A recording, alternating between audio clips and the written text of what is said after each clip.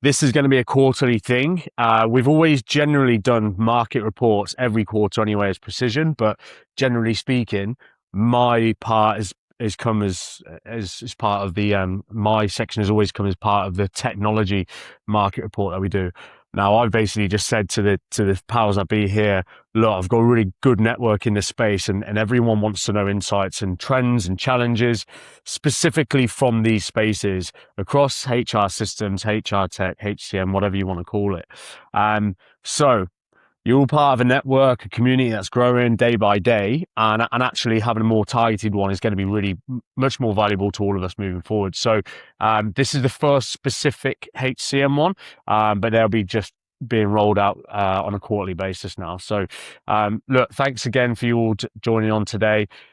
Moving forwards, if you get good value from this, which I'm sure you will, feel free to share this far and wide.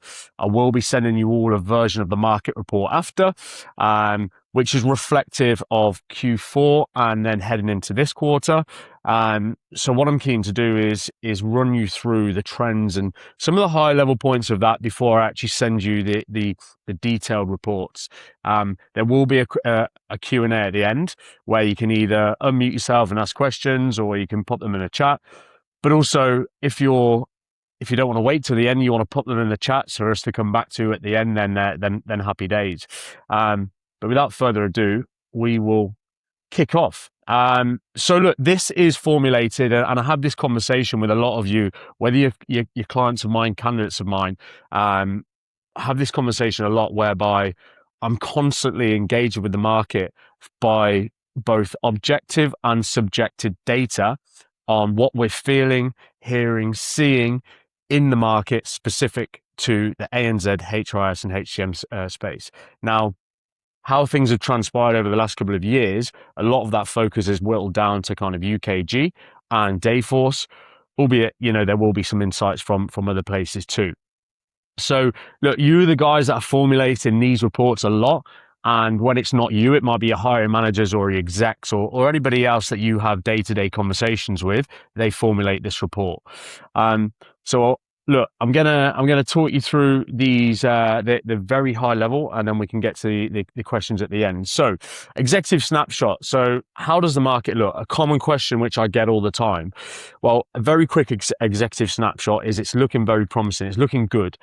There's been a lot of unrest over the world over the past 6 months or so, and we kind of expected to feel a bit of that heat in around this space. But the good news is we haven't. Now, Q3 to Q4 to Q1 to Q2 is always very, very different, and it's going to be up and down, which is why we always have these quarterly reports locked in. But overall, we are seeing loads more investment in and around the HCM, HRIS space. It's becoming more and more regular on HR roadmaps and HR strategies to really invest and look at human capital management as a whole versus just as a system being implemented and forgotten about.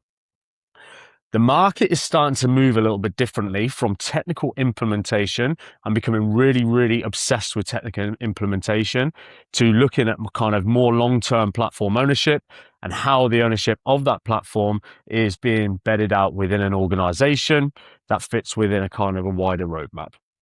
So with that being said, internal resources, internal teams are being spun up more often than not now versus all the time being outsourced to their partners or whoever it may be. And across my desks, definitely, Dayforce has remained the most active, and we'll talk about the nuances around that, though the UKG and other demands from, say, Workday and Oracle have also been there too.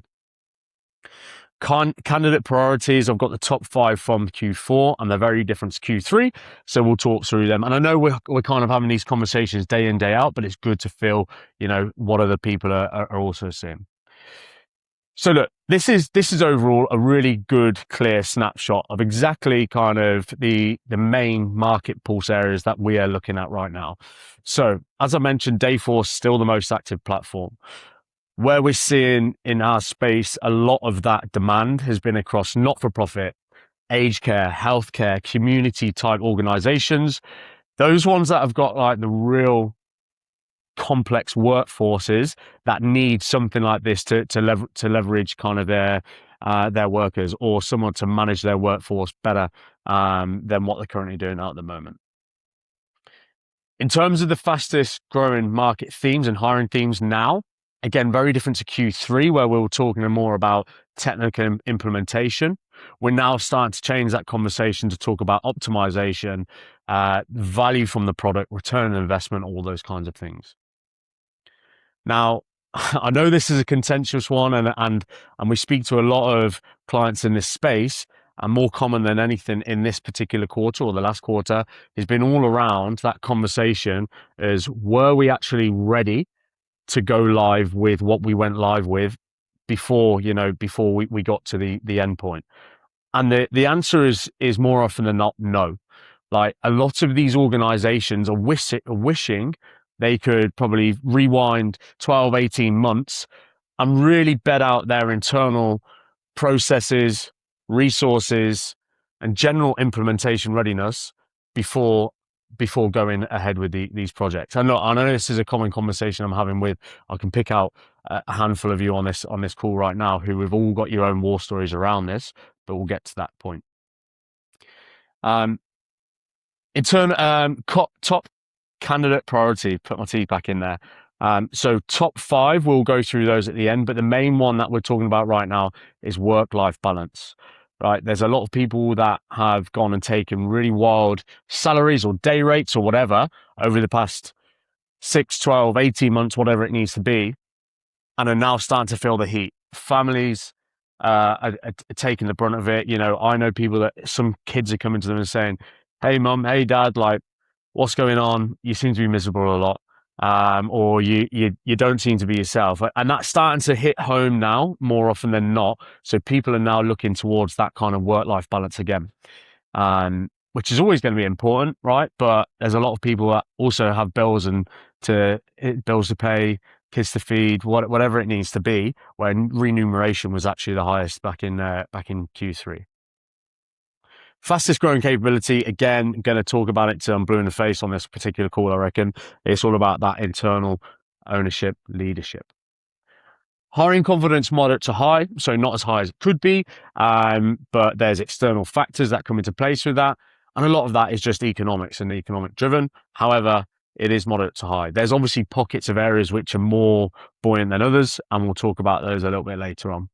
But overall, the Q1 market outlook is positive. So again, look, if there's any questions, by the way, feel free to just pop them in the chat. We can talk through them by the end, or you can write them down and we can have a discussion at the end.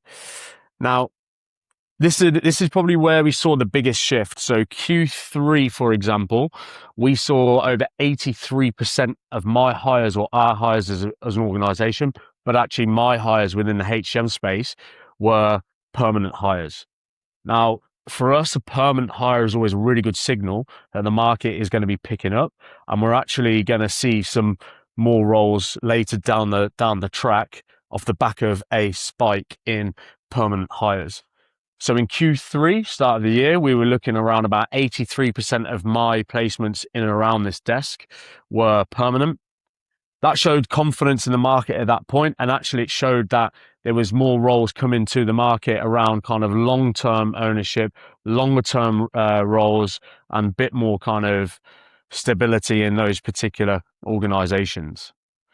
Now, the good thing is, and we always see this trend moving all the time, is contract generally always follows thereafter.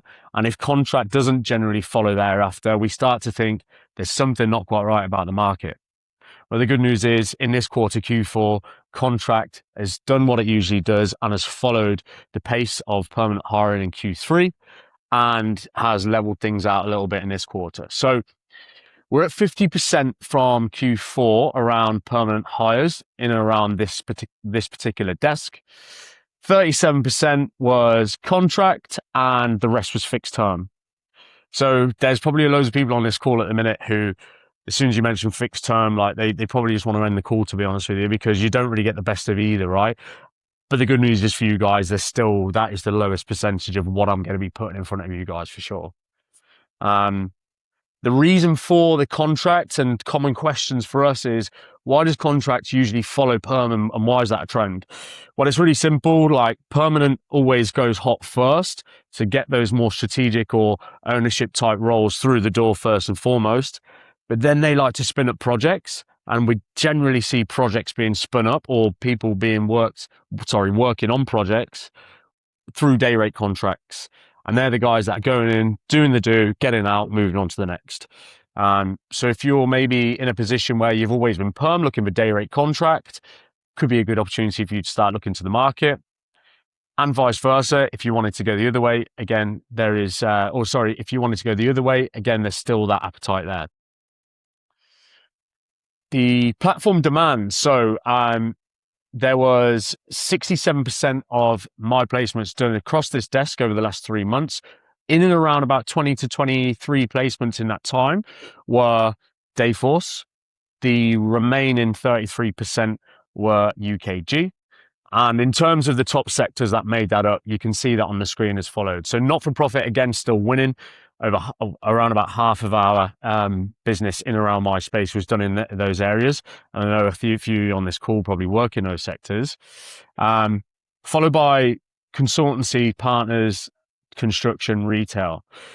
So the themes here is very complex workforce, shift workers in aged care, shift workers in not-for-profits, shift workers in constructions, or like quite complex workforce in different areas, shift workers in retail. And that's where we're seeing that hot spot or that growth spot still really prevalent within UKG and Dayforce in particular.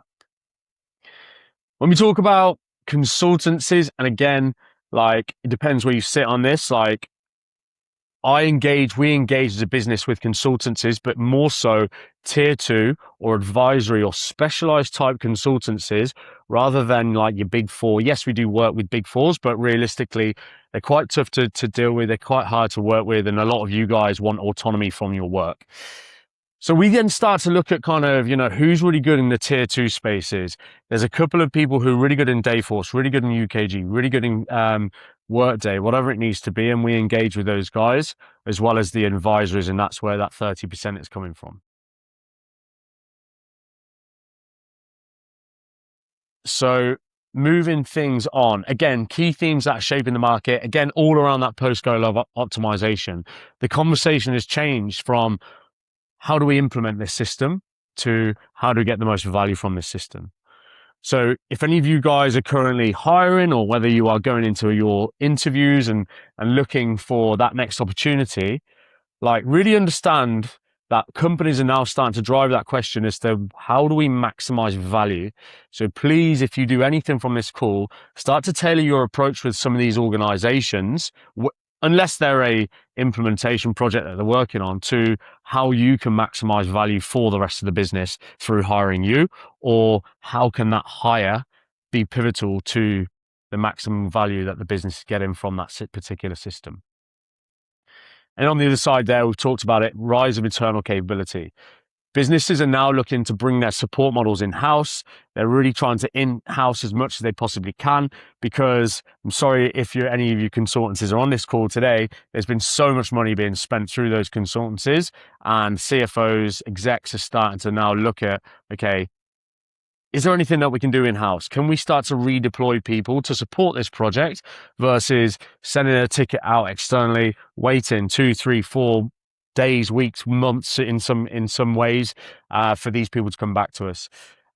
So good news is, if you're looking for end client gigs, or if you're looking for an organization where they are, potentially on the lookout for good skills in this space, internal capability is growing at a rate of knots for all the reasons I've just mentioned there.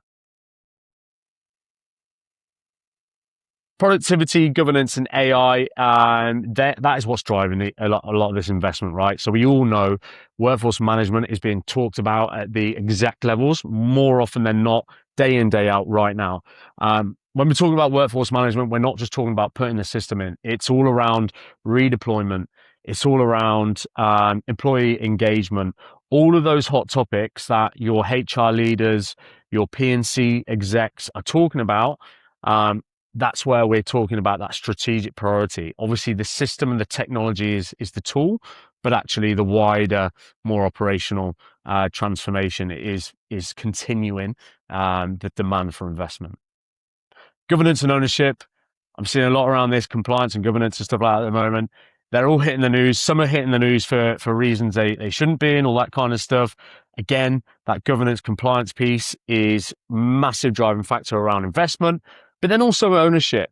Like, I think we've got to a point recently whereby we've become so obsessed with leaning into our partners or leaning into other people to help with our ownership and our technical day-to-day, where actually investment is now being really focused on that ownership in-house. So they've got say in kind of what's next and the roadmap, and those CFOs are actually starting to see day-to-day ownership and value from the people in the organizations. So if we just push on here, look, this is a really interesting one. You can take pictures, screenshots, whatever of this, but I will send you in the report after. We talked about top 5 candidate priorities there on the right-hand side. Like, this is a massive shift from Q3, as we mentioned, where we talked about remuneration, packages, salaries, all those nice things. Realistically, like now we're talking more about those softer things. Work-life balance, autonomy. Like, autonomy is huge right now, and it's increased more than it ever has for a long time, because people are so bored of the rinse and repeat implementations and rinse and repeat style work. They actually want to start like then having autonomy within their roles and what they're doing, as well as career growth and ownership and influence. One of the pain points around career growth and ownership and influence is in the contract space. If you guys are day rate contractors, generally we all know it's quite tough to continue kind of career path growth or ownership and influence. So look, feel free to ask me how to leverage that best in your organization. If you are a day rate contractor, for example, and you are struggling to see your career growth, or you are struggling with autonomy or ownership and influence, we can have another conversation around that, because I know that's a pain point. Not as much for you guys that are on the perm side. I know I went to the right-hand side there first and foremost, so I'm working backwards, right to left for some reason. Emerging skills and demand, and all of those that were mentioned there. Okay, so real strong growth across those top 4, growing then for the others, and emerging there for AI. So again, change management, real interesting point at the moment. Businesses want to change or want to start to own, but they don't have the right people in-house to actually do that. And I know there's a couple of people on this call today that are potentially going to look to pivot within that kind of change management space. There is definitely going to be opportunity for you out there. We know that platform leadership is always going to be is going to be at the forefront, along with support leadership and bringing kind of support teams and stuff in-house now. But realistically, the top of the tree, the golden goose right now at the moment, is that ownership piece. Skills in demand, very high again across Dayforce, and I'm more often than not, when people are coming to me for a person, they're looking for config specialists. Before anything else, if they are kind of in and around that system, or they want to, have more insights to what's going on in that system, like, generally speaking, unless you're a delivery focused role, people are not really interested unless people can configure. And that comes again from the pressure that, from the top down around how can we get value from the system. Well, one of the ways in which they get value is being able to actually configure, change, and remediate things in-house versus going out externally. UKG Pro is still really high. We've seen that conversation change from, your central to pro upgrades, more around, again, now, like that HR strategy, roadmap, workforce management, and mobility. Testing QA always going to be high on the priority list, and support leadership. So again, support teams being brought in-house. Sometimes they've got the technical people, but not necessarily the leaders for that. So newly created roles for HRIS support leadership are starting to come through on the desk right now.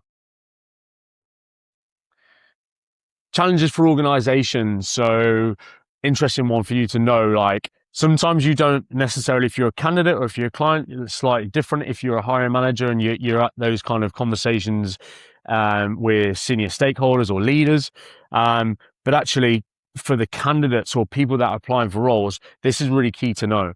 Like, challenges facing organizations right now, and reason for people wanting to buy and invest and invest in good people like yourselves, Upfront planning and preparation has been underestimated before. So many people have been burnt by it. So now we're starting to see more and more businesses really plan ahead to their next transformation, but getting their ducks in a row, in a line, however you want to say it, before that. So good for you to know. Like, if you go into an organization that has already implemented a system, your conversation or your questions can be, what's next and what upfront planning are you prepared to do for this? Implementation complexity, resource requirements, and delivery timeframes are frequently misjudged earlier in the programs. So there's a bit of a blame game for this sometimes, but again, like, expectations are not managed well enough within this space at the moment for organizations to really understand the complexity of some of these programs. I think there's a lot of times where, yes, an end client could be naive, but at the same time, there's some external partners or suppliers or whatever that are really kind of pushing people towards projects without an organization really actually understanding the complexity, the requirements, the delivery timelines. They are being misjudged, and I do think there's a misalignment across that for sure. Look, I'm doing my best to try and consult with these organizations and bringing them together and really kind of making sure we're transparent and open from the start around requirements and managing expectations before they go ahead and, there's a blame game, fingers pointed here, there, and everywhere. Like, set yourself up properly, but also be transparent with each other as to where you're at and what you need. Some organizations are only establishing internal ownership and governance late in implementation. So once, I was going to say a different word then, but once the crap hits the fan, they're then going to calling me or calling somebody else and going, hey, look, we've had all these problems. We're looking to put a plaster over it right now. Like, that's a challenge. Like, that's quite late. You've got new people coming into the organization, don't understand where you've been, don't understand where you want to get to. And actually, more often than not, these phone calls are happening too far down the line after go live, or in the middle of a go live, or in the middle of something that's going wrong. And realistically, as a candidate, some people might love that. And I know I can look at a couple of you on here and go, do you know what? I actually really like jumping into those kind of programs. But realistically, like, how long? That can't go on forever. I get it in some spaces, in some areas, like there's a little bit of naivety, a little bit of nervousness, but that's going to flip at some point, and you're going to be annoyed with me ringing your phones every now and then, say, I've got this project, they're in a world of pain, they need helping out. Like, you're going to start to look towards those more strategic, fulfilling roles. Post-go live change management, I've already mentioned it. Integration complexity, competition for specialist talent continue to create pressure. Good for me. Obviously, in some areas whereby, there's pressure from organizations to find good talent, that's where I come in and hopefully are able to speak to you guys and nurture you guys and help you kind of connect into these organizations. But again, actually, there's a lot to be said around that technical obsession with implementation, but then they're not doing anything with it afterwards. And the strongest outcomes, as I'll put here, come from organizations that treat implementation as a shared responsibility versus you're responsible of this or you're responsible of that. I think that's the way it needs to go. And I think that's why it's still a challenge for organizations right now, because we're not at that point just yet. And then finally, look, very quick outlook, like, investment is definitely going to remain strongest in optimization for now, from what we can see.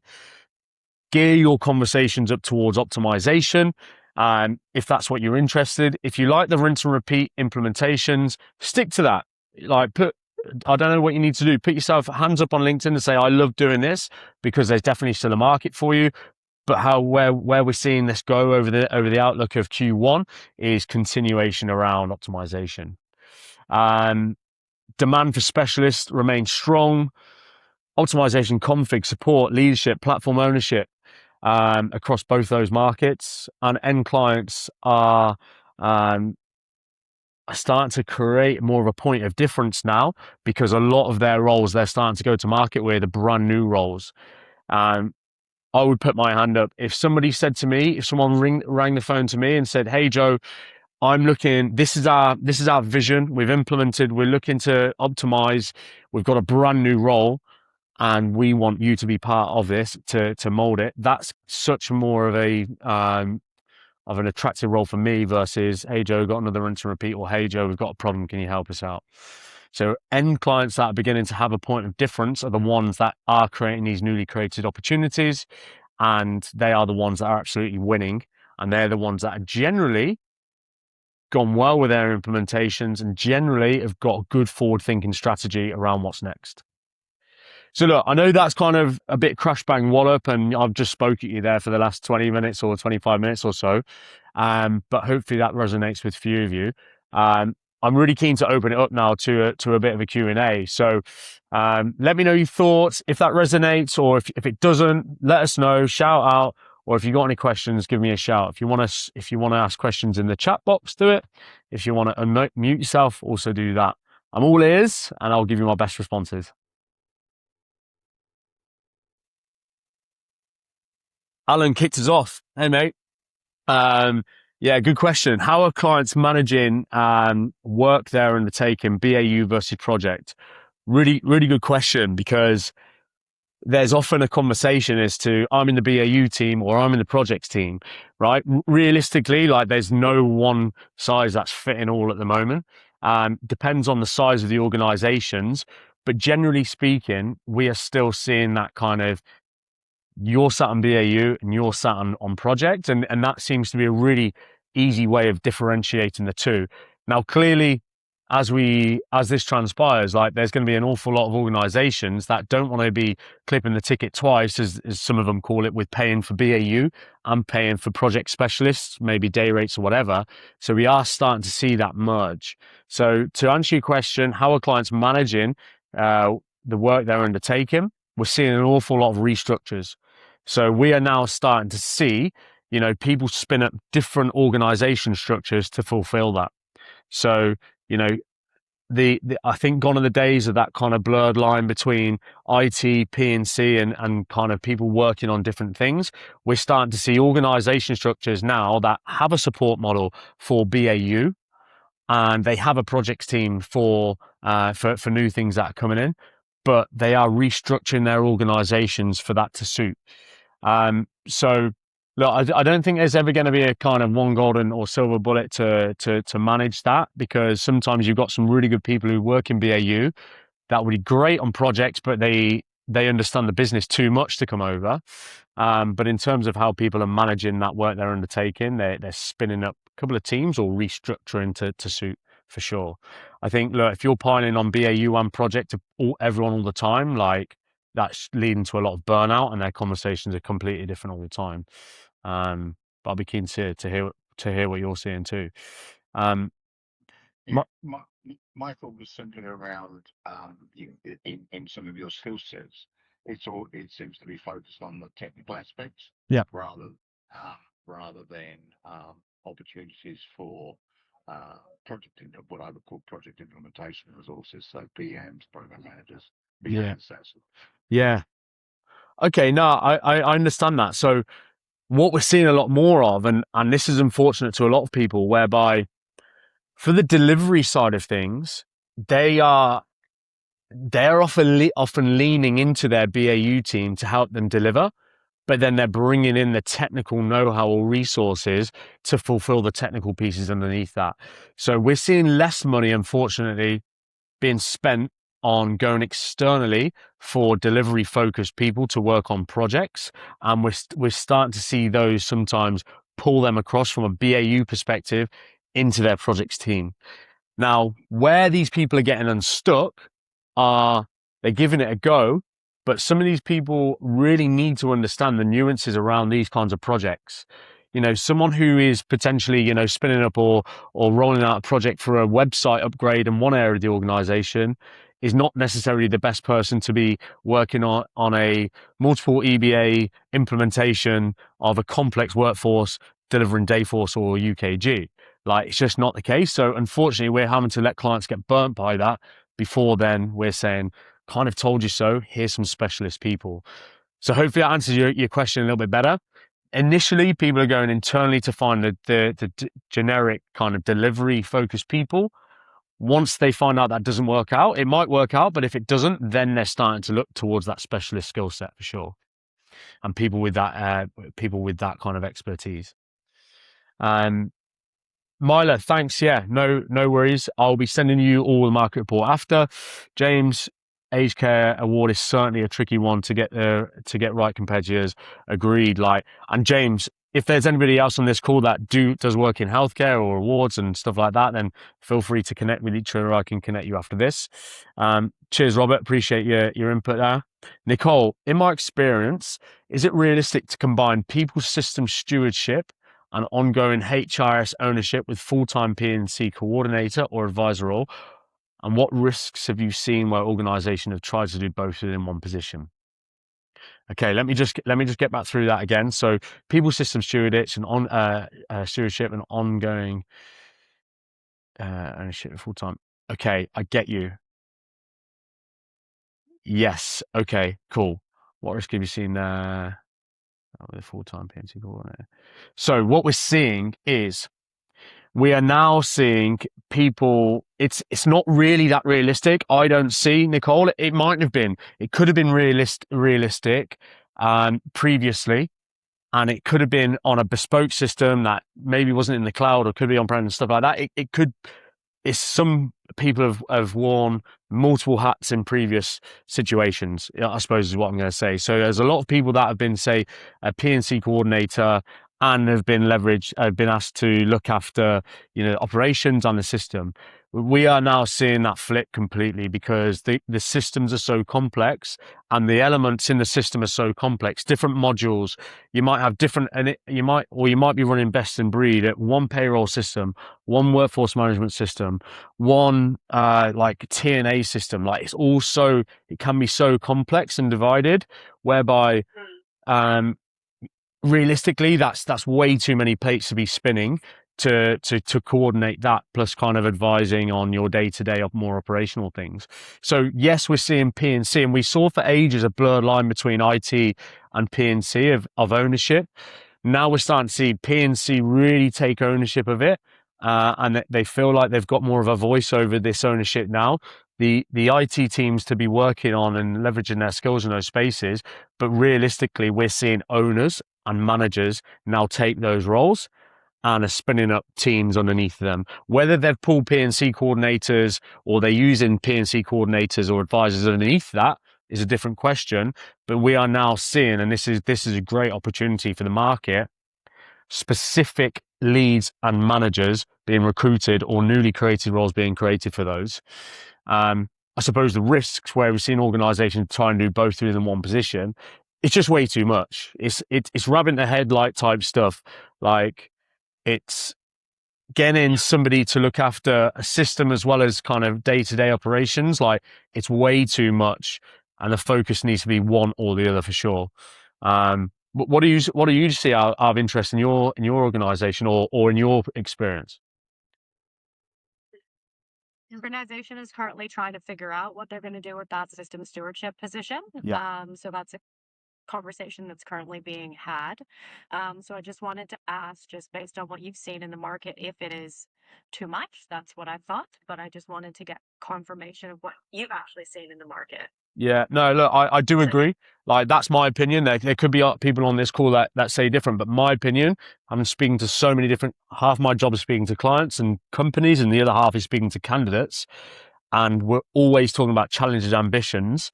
Realistically, HRIS and this world of workforce management and human capital management is becoming way too big and way too complex.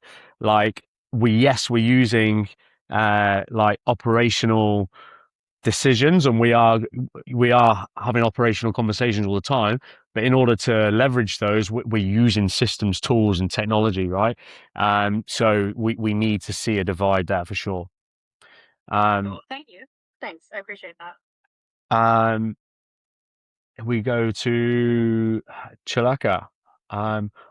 I'll speak to you about my number after this call, a direct contact number. It's on LinkedIn, and I'll send you a follow-up anyway, and it'll be in my market report.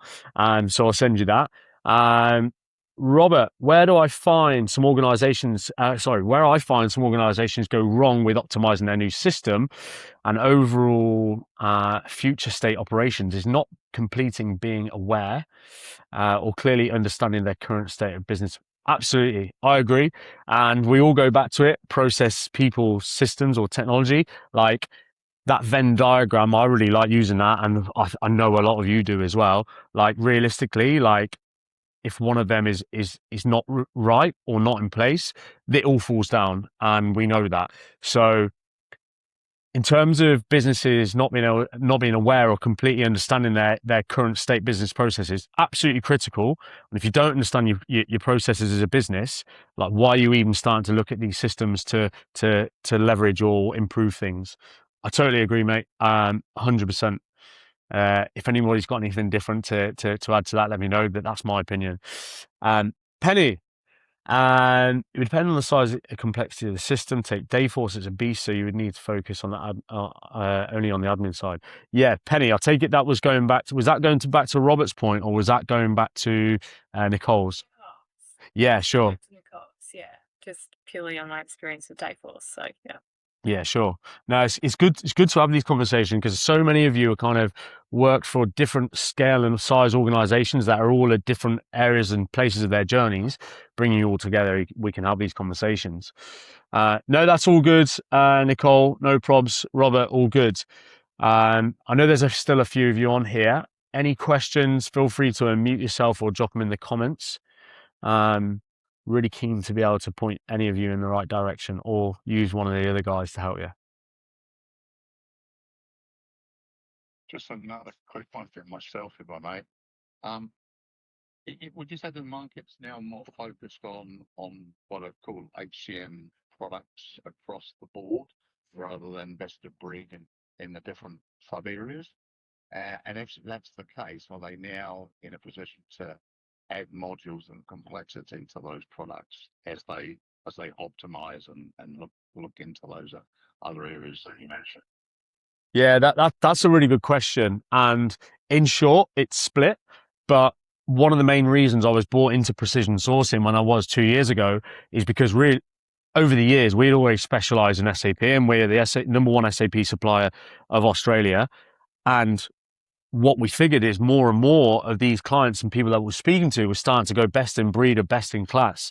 And I think there's an awful lot of organizations, for one reason, there's loads of reasons to it, where they want you go best in breed, whether that's to do with their workforce, whether that's to do with a FOMO thing, seeing other people do it, so they want to do it. There's loads of other reasons. But yes, it's split. We're seeing organizations that are wanting to really reduce the workload or reduce the integrations or complexity, look at those all-in-one type HCM suites like your Workdays, like your Dayforce, like your Oracles, and like your success factors, for example. But we are also seeing those organizations usually, Alan, generally with the bigger budgets, they're going best in breed. And generally we're seeing the guys with the more complexity. They don't want as much hassle around integrations and all that kind of stuff. They're kind of as complex as they would need to be anyway. Go more all in one full suite. And sorry, what was the final question to that, Adam? Just really, those that have gone for all in one, yeah. Are you seeing if you like, expansion of modules and complexity within those all-in-one systems as part of this optimization work that organizations are doing? So, if they bought an HRIS component, are they adding other levels such, as, I guess onboarding and offboarding or performance management or whatever it may be. Yeah. And equally in the workforce management space, how are they growing their systems at the moment now that they've implemented them, I suppose? Yeah, I get that. Yeah, sure. And my answer to that will be, depends how many of these summits and events these people are going to with their executive people, because we know we go to those events. I went to the Dayforce summit not long ago, and it was very, very clear what they were they really wanted to upsell their AI modules to people. And that's happening on a daily basis, right? People are on forums, people are all over the place, and there's constantly new modules being sold for X, Y, and Z reason. It's going to save you this, it's going to cost you, it's going to do all this, right? And realistically, it all depends on, whether there's money to be spending on those kinds of things, and people want to do it, or, their appetite to actually do it. But there is organizations doing it. less so the guys that have gone all in one, and more so, or sometimes there is, sometimes the guys that go all in one start very basic, but once they've been to a lot of these summits and spoke about challenges and pain points and seen it all through rose tinted glasses, they are adding things on. But more often than not, the big meaty modules like your workforce management, your payrolls, like they're all locked in first and foremost, and people are then starting to look to the more nicer, fluffier, things thereafter. And there's also companies that have gone live phase 1, phase 2 with what they think they wanted, but then actually have gone, do you know what? We've got a bit of budget, or we're going to actually now look to this area of the organization. And so with that being said, we're going to buy AI, or we might look at recruitment or onboarding or whatever it needs to be. So that's continually changing, but I would say it's definitely a facet. All depends on how good the salespeople are. I think on that sort of topic, where I've seen organizations go wrong is they don't understand what is included in modules. So they'll go live with core HR, WFM, etc., and expecting that they will get some of the onboarding and or recruiting with that. So when I've been directly involved in implementations, I always like to have that conversation up front and push for that conversation to happen earlier on. Does the client actually know what they're getting? Because then that often causes a pause and a bit of a restructure as to how they're going to do their rollout and what they're implementing. Yeah, Jeanette, I'll echo that. You're absolutely spot on with that. And this comes back down to that readiness that I was talking about earlier on in the call. Like, absolutely, like earlier on in the call, we were talking about implementation readiness. It all comes down to this. Realistically, like, how much of a checklist or how transparent are these projects from the start around what you actually get? Because exactly like you said there, I've spoken to so many organizations that have gone, we've got X, Y, and Z. Once it's actually implemented, they mightn't have seen that at the summit or here, there, and everywhere, because they've got all the modules available to them in the world. But actually, once they've got it in, they're like, I did not realize that. And actually, it could have been a question that we could have asked, or it could have been something that they told us more clearly. The sales just do sales. Yeah. They don't care what happens after that. They just want the sale and their commission, and then that's it. And then it's left to the consultants to then do those follow-ups. And if they don't know the questions to ask, they just plod along doing the same thing without actually having a bit more of a deep dive initially.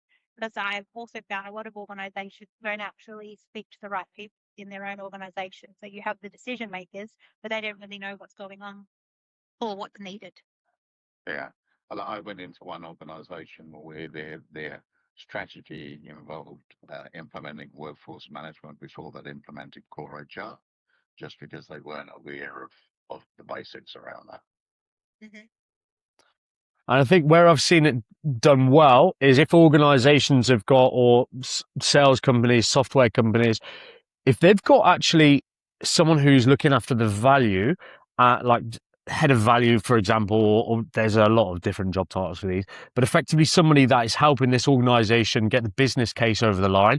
Because let's be honest, a lot of these organizations, they've never done transformation, or transformation is secondary to them, or their stakeholders. Like, if they've actually got somebody who's telling them that the full value from this on their business case requirements, and when they're actually creating the business case to go to CFO and board to get sign off, like, they are generally talking through exactly what you get, but some companies don't have that, or some organizations don't use that service.